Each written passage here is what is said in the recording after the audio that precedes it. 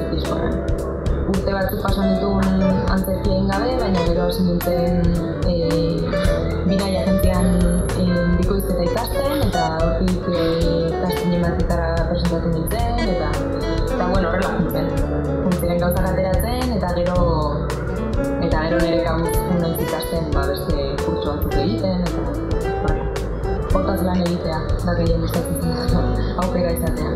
Eta asko gustatzen zait, adibidez ezagutzen ez duzun pertsona batekin lanean hasten zeranean, batean batzuekin sortzen dela nolabaiteko kimika bat edo, horrela esaten da ez, baina zerbait berezia sortzen da eta duela 5 minutu ez zenun ezagutzen. Eta batean interpretazioarekin nabaritzen duzu zerbait berezia. Eta hori bai gustatzen zait sortzen diren erlazioa.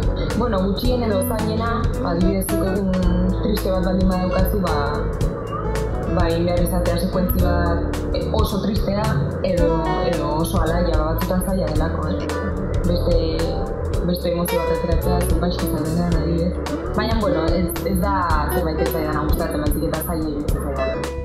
Duela 3 urte nintzen Madrilera eta Nikoren esaten dut Madrilen bizi naizela, baina egia da denbora daukadanean hona etortzen naizela. Eta adibidez orain hemen ibili naiz lanean 4 hilabete, eta orduan, Madrid eta Donostiarekin. Ez daukat preferentziarik, nik uste proiektuaren arabera dela. Nun egiten den, nire gustatzen zaitu nire etortzea, hori, bere jendea hemen dagoelako. Baina egia da azkenean Madrilen ere zirkulo txiki egin dudala eta hizkuntza aldatzen da, baina berdin zait, esan. Batek jakingo du, baina Aitaren etxea da 50 markadan kokatuta dagoen serie bat, eta da izango litzateke Romeo eta Julieta moduko bat, baina Euskal Herrian, eta garaietan. Eta orduan aurkituko du, historia ezberdinak, ez da bakarrik hori, nire kasuan bai da Romeo eta Julieta modukoa, baina historia ezberdin asko daude, eta nik uste eta aurkituko dula lan bat bintzat guztuz egindakoa. Lan asko egin dugu, eta nik uste oso polita abitu dela. Nik uste jende gehienari, baina adineko jendeari gustatuko zaiola, nik usiko durako pistak berak bizizan zuena, gugatik egin da. Goekaleren arrakasta izugarria izan zen, orduan zaila da. Egia da guretzako dela Goekale da bizitza, guztion bizitzako parte bat, orduan zaila da, 20 urtetara iristea. Baina nik uste jendeak ondo hartuko duela, bai.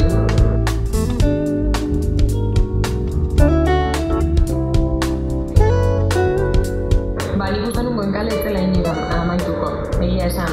Beti ari ginen, aurten ea berritzen duten edo ez, baina beti berritzen zen.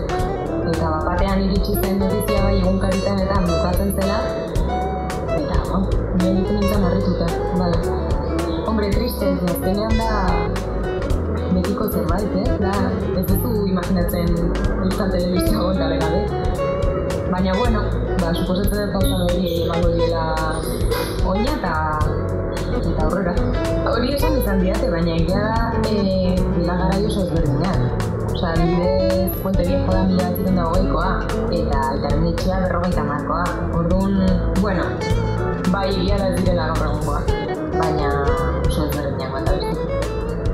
Erabiltzen dudana ez, baina bai beraien pelikulak ikusten ditudanak, kritikara garriak adibidez, Kate Winslet iruditzen zait aktore bat pasada dena, eta Meryl Streep, baina norri ez zaila esaten Meryl Streep. Zinema edo telebista, depende. Biak dute antzerkiarekin desberdintasuna atzera egin dezakezula, ez dela antzerkia bezala egiten dezuna da hor gelditzen dela.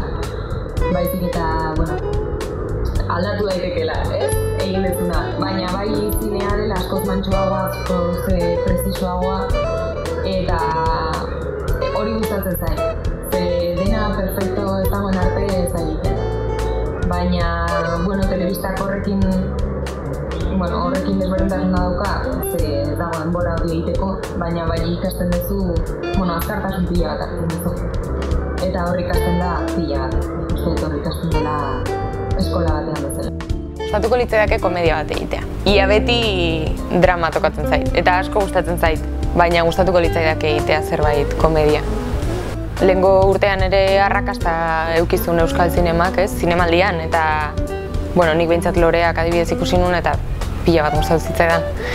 Eta nik uste dut baietz, behintzat jendeak ikusten du aktore eta zuzendari eta profesional asko daudela hemen.